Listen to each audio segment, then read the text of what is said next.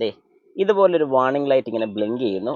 എന്നാൽ മീറ്ററിൽ ഫ്യൂവലിൻ്റെ ഗേജ് ഒന്നും കാണിക്കുന്നുമില്ല. ഓക്കെ, ഒന്നുകൂടെ ഒന്ന് ഓഫ് ചെയ്തു, ഒന്നുകൂടെ ഒന്ന് കീ ഓൺ ചെയ്തു, പിന്നെ ലൈറ്റ് ബ്ലിങ്ക് ചെയ്യുന്നുണ്ട്. അതായത് നമ്മളൊരു കുരുത്തക്കേട് കാണിച്ചിട്ട് പിന്നെയും ആ കംപ്ലൈൻറ്റ് മാറാതെ നിൽക്കുകയാണെങ്കിൽ നമുക്ക് ചെയ്യാൻ പറ്റുന്ന ഒരു മെയിൻ പോയിന്റ് ആണ്. ഹായ്, നമസ്കാരം, ഞാൻ രാകേഷ് എം ജി. ഇന്നിപ്പോൾ നമ്മൾ പറയാൻ പോകുന്ന ഒരു കാര്യം എന്ന് പറഞ്ഞാൽ, നിങ്ങളുടെ വാഹനത്തിന്റെ ഏതെങ്കിലും സമയത്ത് വാഹനത്തിന്റെ ഫ്യൂവൽ ലൈറ്റ് ബ്ലിങ്ക് ചെയ്യുന്നുണ്ടോ? കാരണം ഫ്യൂവൽ ലൈറ്റ് എപ്പോഴെങ്കിലും ഫ്യൂവൽ തീരുന്ന സമയത്ത് കത്തി നിൽക്കാറാണ് പതിവ്. പക്ഷേ ഫ്യൂവൽ ലൈറ്റ് ബ്ലിങ്ക് ചെയ്യുന്നു, ഫ്യൂവലിന്റെ ഇൻഡിക്കേഷൻ കറക്റ്റായിട്ട് കാണിക്കുന്നുമില്ല. ഇങ്ങനെ വരികയാണെങ്കിൽ എന്തായിരിക്കും കാരണം? ഞാൻ ജസ്റ്റ് ഒന്ന് കാണിച്ചു തരാം എങ്ങനെയാണ് നമ്മുടെ വാഹനത്തിൽ കാണിക്കുന്നതെന്നുള്ളത്. നമ്മുടെ വാഹനത്തിൽ കയറി കഴിഞ്ഞ് കീ ഓൺ ചെയ്താൽ ദേ ഇതുപോലൊരു വാർണിംഗ് ലൈറ്റ് ഇങ്ങനെ ബ്ലിങ്ക് ചെയ്യുന്നു. എന്നാൽ മീറ്ററിൽ ഫ്യൂവലിൻ്റെ ഗേജ് ഒന്നും കാണിക്കുന്നുമില്ല. ഓക്കെ, അപ്പോൾ ഇങ്ങനെ ഒരു കംപ്ലൈൻറ്റ് നിങ്ങൾ ഫേസ് ചെയ്തിട്ടുണ്ടോ? അതായത് ഇപ്പം ഞാൻ ഈ കാണിച്ചതുപോലത്തെ ഒരു കംപ്ലൈൻറ്റ് നിങ്ങൾക്ക് കിട്ടിയിട്ടുണ്ടോ? കിട്ടിയിട്ടുണ്ടെങ്കിൽ ജസ്റ്റ് കമൻറ്റ് ബോക്സിൽ ഒരു കമൻറ്റും കൂടെ ഇടുക. നമുക്ക് ഏതായാലും ചെക്ക് ചെയ്ത് നോക്കാം എന്താണ് ഇങ്ങനെ ഒരു കംപ്ലൈൻറ്റ് കാണിക്കുന്നത്. അപ്പോൾ എല്ലാവർക്കും welcome back to my channel M G tech.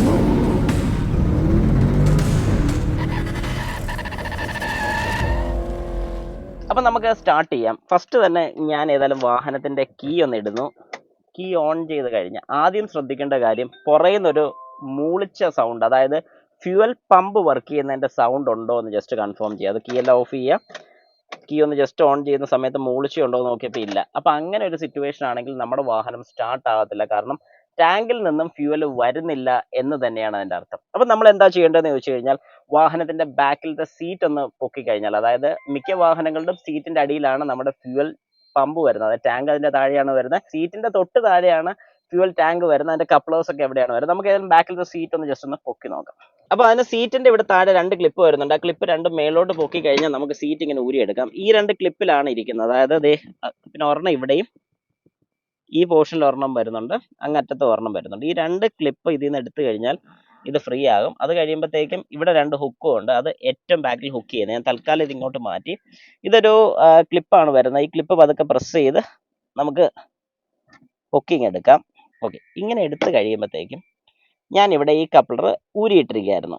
അതായത് നിങ്ങൾ ശ്രദ്ധിച്ചോണം, ഇതാണ് നമ്മുടെ ഫ്യൂവൽ ടാങ്കിലോട്ട് പോകുന്ന കപ്ലർ. ഈ കപ്ലർ ഞാൻ ഊരിയിട്ടിരിക്കുകയായിരുന്നു. ഇതിൽ 4 പോയിന്റ്സ് നിങ്ങൾക്ക് കാണാൻ സാധിക്കും. 1, 2, 3, 4. ഈ 4 പോയിന്റ്സിൽ 2 പോയിന്റ് വരുന്നത് നമ്മുടെ ഫ്യൂവൽ ഇൻഡിക്കേഷന്റെ ലെവലിന്റെ ആണ്.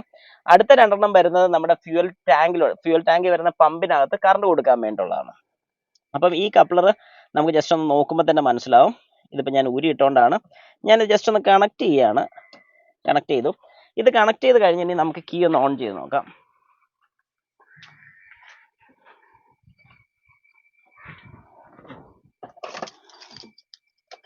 ഇപ്പം ഞാൻ ജസ്റ്റ് കീ ഓൺ ചെയ്യാൻ വേണ്ടി പോവാണ്.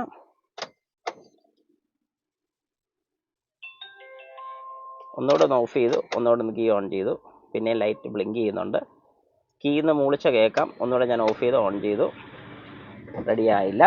എന്നിട്ട് ഞാൻ ഒന്ന് സ്റ്റാർട്ട് ചെയ്യാണ് വാഹനം. യെസ്, വാഹനം സ്റ്റാർട്ടായിട്ടുണ്ട്. പക്ഷേ ഇൻഡിക്കേഷൻ പോകുന്നില്ല. നമുക്ക് ഒന്നുകൂടെ ഒന്ന് കീ ഓഫ് ചെയ്യാം. ഇല്ല. അപ്പോൾ ആ കപ്ലറിന് എന്തെങ്കിലും പ്രോപ്പറായിട്ട് ലോക്ക് വീഴാതെ വന്നിട്ടുണ്ടെങ്കിൽ ഇതേ സെയിം ഫംഗ്ഷൻ കാണിക്കും. നമുക്ക് ഒന്നുകൂടെ ഒന്ന് ഊരിയിട്ട് കുത്തി നോക്കാം. അങ്ങനെ ഞാൻ പിന്നെയും ആ കപ്ലർ ഒന്നുകൂടെ ഒന്ന് ഊരിയിട്ട് കണക്ട് ചെയ്ത് നോക്കി.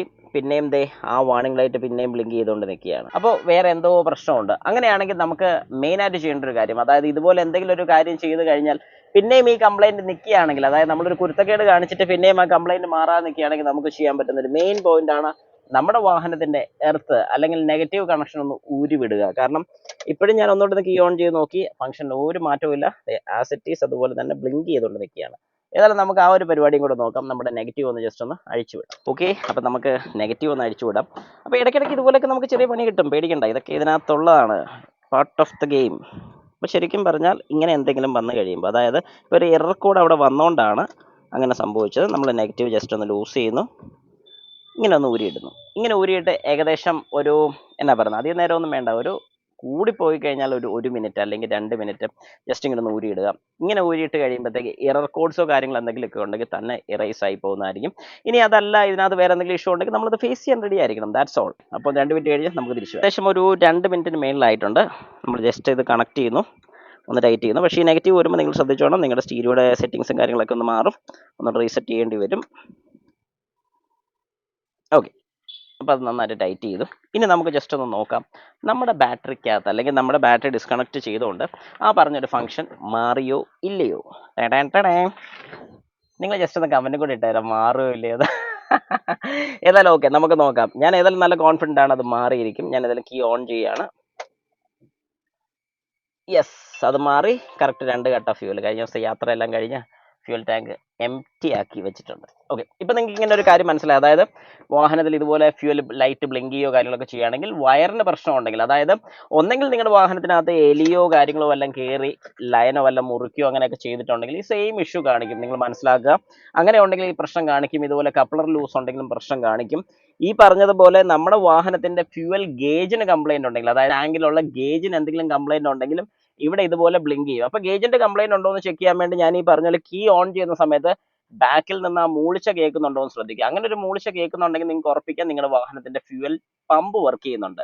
പമ്പ് വർക്ക് ചെയ്യുന്നുണ്ടെങ്കിൽ നെക്സ്റ്റ് ലെവൽ പിന്നെ നോക്കേണ്ടത് പറഞ്ഞാൽ ഗേജിന്റെ കണക്ഷൻ. അതിപ്പോൾ ഞാൻ പറഞ്ഞ പോലെ വയറിന്റെ കണ്ടിന്യൂറ്റി ചെക്ക് ചെയ്യുക. അതായത് ഇവിടുന്ന് ബാക്കിൽ നിന്നും നമ്മുടെ ഇവിടം വരെ നമ്മുടെ കണ്ടിന്യൂറ്റി ചെക്ക് ചെയ്ത് നോക്കുക. അതായത് വയറിന് എന്തെങ്കിലും ബ്രേക്കോ വല്ലതും ഉണ്ടോ. അങ്ങനെ കണ്ടിന്യൂറ്റി ചെക്ക് ചെയ്യുന്ന സമയത്ത് ലൈൻസിന് എന്തെങ്കിലും ബ്രേക്കോ കാര്യങ്ങളോ ഉണ്ടെങ്കിൽ ഉറപ്പായിട്ടും എന്തെങ്കിലും രീതിക്ക് എലിയോ വല്ലതും കടിച്ചതായിരിക്കും. അങ്ങനെയാണെങ്കിൽ അത് ക്ലിയർ ചെയ്ത് കഴിഞ്ഞാൽ ഈ പറഞ്ഞ പ്രോബ്ലം തീരുന്നതായിരിക്കും. പക്ഷേ നിങ്ങൾ ശ്രദ്ധിക്കേണ്ട ഒരു കാര്യം, അത് കണക്ട് ചെയ്ത് കഴിഞ്ഞിട്ടും ഇവിടെ ലൈറ്റ് മാറുന്നെങ്കിൽ ഉറപ്പിക്കുക, ഒന്ന് ജസ്റ്റ് നെഗറ്റീവ് ഒരു 2 മിനിറ്റ് എങ്കിലും ഒന്ന് ഊരി വിട്ടിട്ട് കണക്ട് ചെയ്ത് കഴിഞ്ഞാൽ പ്രോബ്ലം സോൾവ്.